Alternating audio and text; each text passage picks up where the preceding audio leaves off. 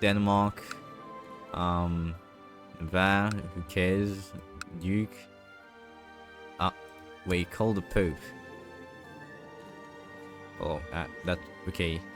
Hello, welcome back to Crusader Kings 2, and there's Chinese music playing, as always. Every time you fire up the game, there's Chinese music playing for some reason. Last time I think we got all of Russia, which was really big actually, but compared to what we've done at this point, it's not really that amazing, to be honest. It's just, we already had it under our dynasty, so basically we just painted the map yellow.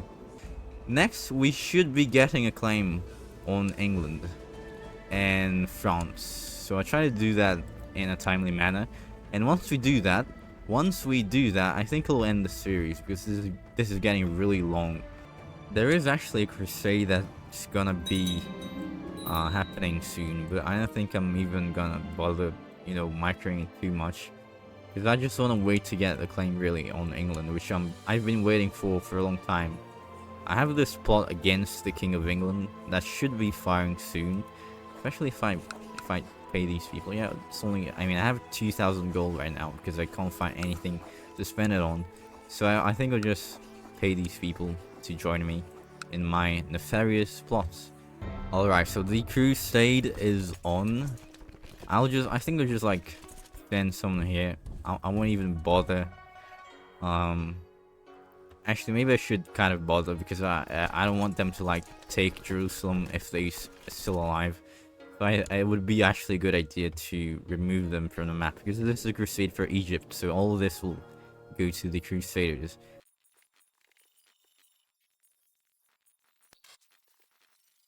Alright, we won the crusade.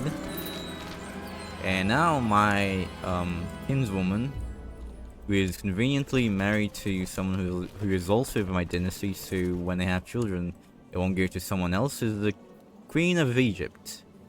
Nicely done. That's actually not the goal of this campaign. I don't actually care what happens in this region, but I mean, I guess it's nice to have our dynasty also be in the Middle East, because that just makes the map more epic. And now I have 6,000 gold. What in the world am I even going to spend this on? Not buildings, of course, because I don't want to go around building stuff in every province. That's just a waste of time. That doesn't even affect me. I am though blading an unbelievable amount of money on these retinues. I'm spending 1,000 a year just on the retinues, because I have 10,000 soldiers in retinues, and that is actually a lot, by the way. This game has in this retinues a bit, because in vanilla they're extremely overpowered, but that is a lot of retinues. That is actually an insane amount of retinues, because they are about 2 times more powerful than the average levy, because they all get, terrible, useless levies like light infantry, which is basically 3 times worse than heavy infantry, which is the best after heavy cavalry. Heavy cavalry is actually better. All rebels, great. I have no idea actually where they are, because there's just so many provinces in this stupid country. I can't even find rebels anymore. Okay, finally I killed the King of England. Now I can finally, wait, you're still alive. Wait, okay, you died now. Finally, I can declare. Oh, I can't do that. I can't do that because I have this here. Wait, let me just deal with this. Alright, finally, we can claim England, right? Yes. For my kinsman, you, Isaac, you are the chosen one. Probably, if I can't find anyone better than you. But I don't think there's anyone. There's this guy, I guess, who's the king of Vladimir, but you already have a title. You don't need that. Yeah, I think I'll just make you, because you actually have pretty decent stats. You can mouse over this and see the actual name of the guy. His actual name is Isaac Siegbechting from Habsburg. So this is going to be the chosen one. He's going to be the King of England. So yes, claim England. And I'll have to find all these people. Okay, that's fine. You know what? I was actually going to wait the remaining the remaining time for the defensive pack to go away, because there's only, what, this is about 6 years. But I have 112,000 levies, not to count these retinues, which count for 2 or 3 for each of one of the soldiers. I have way too many soldiers, and I have to spend them on something. So why not just, you know, create a huge world war, most world war it can be for medieval Europe. But all these people fighting me at the same time, I think it could still win, because it's like you have 12,000, this guy will join. You have 9,000. Jerusalem will also join. You have 9,000 as well. It's like all these people who join, they combine, they don't even go up to my number of soldiers. So it's just, why not? It'll be fun, probably. Declare war. Okay, they called this guy who's not even, I mean, he might look scary because he has an empire title. Actually, he's just a one province minor in Ukraine, so it's not, well, anyway. Denmark, Var, who cares? Duke. Wait, call the Pope. Oh, that's okay. I think we should look at the map actually. So it's all these people against me. We'll see though, who will be the first one to attack my territory and be completely erased from the map, because you know it's going to happen. I mean, Denmark over here is probably just gonna try to invade Rendsburg, and before they know it, 5,000 heavy cavalry is in their way to secure their destruction. And I've been excommunicated due to being at war with the Pope. So there's going to be a couple of armies, obviously, because I'm not gonna just keep everybody in the same stack, because I'll take a bunch of attrition for one. And secondly, I couldn't really manage that because there's too many people, so I'll have to kind of do this and raise all the army. But okay, so I am at war with the Pope, technically, but apparently I can just click a button in the intrigue tab to get rid of the excommunication. Maybe I'll just get excommunicated immediately after this, which would make it very redundant and useless, but I'll still do it, why not? Okay then, now I am no longer excommunicated, even though I'm still at war with the Pope. You can fight the Pope, you can also fight the Pope, so it leaves you and all these people over here. You all go to Holland, the province of Holland. You will go, actually you should stay there. Yes, you will go to, you'll go fight the Pope, and you'll go to Holland. So that way I'll have like a 20,000 stack of soldiers, which is already more than I need, because these guys have 14,000. And remember, I have retinues, so actually I have a lot more soldiers effectively than they have. Okay, I have been excommunicated again. I expected that to happen, so I'm not even surprised. And this guy wants to convert, even though he is in the defensive pact against me, but well, I guess he's in another defensive pact because it's by religion. So actually he's not in the war.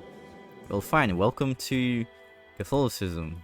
I mean, the world is probably going to be Catholic by the end of this anyway, so you might as well convert now. Okay, what? The Pope removed my excommunication again because I converted Perm. Okay then. You probably just excommunicated me again, and it won't be for anything, but thanks, I guess, for now. For the next 2 months total. Yep, and it was actually 1 month. Probably not even that. Oh, I was wrong. It wasn't 2 months, it was 1 month. Man, the Pope is sure a fickle fellow, that Pope guy. Now, they do have all their army here, which is not particularly smart of them, considering I'm about to invade them. But I guess if they want to do that, they can. Alright. Alright, we're invading England. Alright. The Pope is over here. The army is over here. There's nothing between me and the capital. Why do they think this was a good idea to get all the army over here? It's like 9,000. They have 12,000, so there's not even 5,000 soldiers there. So I can just take it. Alright. Well, I could just take it outright anyway, because they have no soldiers and I have 100,000. But that is still kind of dumb. Why invading Sardinia? Well, here we go. Let me set it to speed 3 so we can see this in 4K definition, high definition battle. Yes, I have very low morale because I just came off a boat, but hopefully it won't matter. And you will go over here. Am I gonna win? Am I gonna lose? This is so exciting. Am I gonna lose because I have no morale? I actually almost won, even though I had no morale whatsoever. Oh, maybe terrain? I don't know. It's Sardinia. Okay, Jerusalem is actually kind of scared of me apparently, which they are right to be because I'm very big and scary. And I'm like, I have an army that's 10 times bigger than theirs, so they're kind of hiding in the territory. So I think I'll just keep those soldiers there, and probably they won't bother me for the rest of the war. Okay, Dover has been seized. I actually, it seems like I assaulted it. I didn't mean to do that, but it happened. I guess I lost a bunch of soldiers, but whatever. Now we will, after we get this, which we should be getting soon, which by that I mean instantly, we will siege their capital. Now she's not here, so it won't actually matter much. Wait, what are you doing here? Okay, apparently they will siege everything in my country except for the areas that actually matter, like Sardinia. Okay, who even cares about Sardinia? I mean, let's be real here. Nobody even knows, probably don't even know where Sardinia is. Yes, you who are watching, I'm testing your geographic abilities. Do you even know where Sardinia is? Well, don't look at the map. Would you be able to tell me on the map where Sardinia is if I didn't show it? The capital is being sieged. I got her heir, which slightly increases my war score, which is fine. I actually kind of want to fight this with my retinues. I probably shouldn't have gotten them over here, but how would I guess that they would just completely ignore the defenses of their home country and come all the way to Sardinia, of all places? I mean, I wouldn't be able to guess that in a million years. Seriously. You know, I'll just spread them out because they probably won't defend anyway. So I'll just send you. Like, I'll send you here, and I'll send you over here. No, you stay there, actually. I'll send you to Suthrig, what even call that in actual English. Okay, mate, they siege my capital, and they didn't even get my only daughter who's there prisoner. So that just shows how pathetic England is. They can't even get one prisoner. They are, though, sieging the heck out of Karelia, which apparently I have. I didn't even know I had Karelia or any part of Finland in my country, but apparently I do have it. You know, they're actually getting a ton of war score from sieging these provinces that don't actually matter at all, which I guess is reasonable because I'm also getting a lot of war score from sieging. But I mean, look at the size of my country. You think I care whether Karelia is sieged or whatever this province is, or you know, this province in the Caucasus? You think I care? I mean, look at this. It's nothing. It doesn't affect me at all. Why would I care? Why do I want to fight this war less? Because I lost Karelia, which I didn't even know I had. This is going to be the second attempt to. Okay, you siege that too. And none of you are sieging anything because you don't have enough people. Well, that is kind of a problem. And you will go, actually, you know, this is what I hate about microing armies. I can't see the top of my screen because apparently this game from 10 years ago isn't optimized for 1366 by 768. I was able to pronounce it. Resolution. So it doesn't work very well.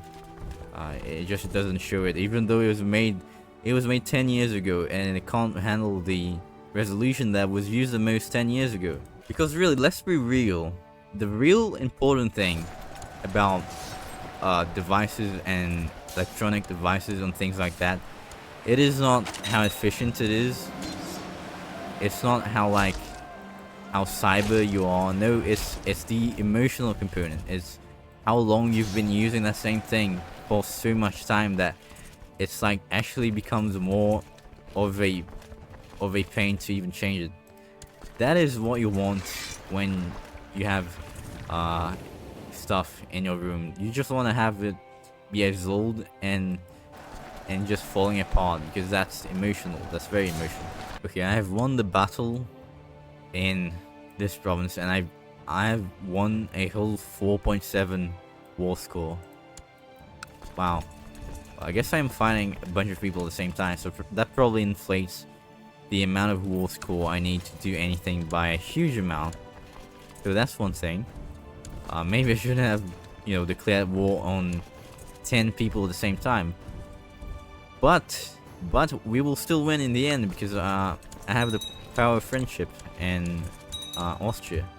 These guys, though, they will die because they have no boats and they're basically stranded in this island they decided to land in for whatever reason. They are running away. Where to, I have no idea. Apparently they're like going... I don't know, man, what the AI is even thinking about. Probably nothing, because it's a robot. Or my country is actually progressively liking me less because I've raised all these levies. And this guy's already at -18, if you can see it over there. Opinion. This is not good, because eventually I think there's no cap on it, so they will just hate you more forever if you get levies and you're not in a defensive war. And there is a faction for independence, as expected, because I'm a really big empire, and you can't expect all these people to want to be under this German Bavarian guy.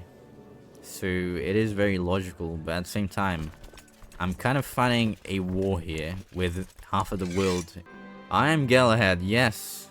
I am a true Christian knight, while I am excommunicated and at war with the Pope. Okay, this failed again. I will try again though, because this guy really does not deserve to live. Because he wants independence, okay?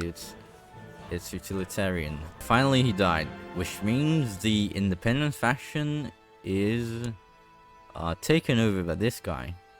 Yeah, I did expect that. So I guess I just kill him as well.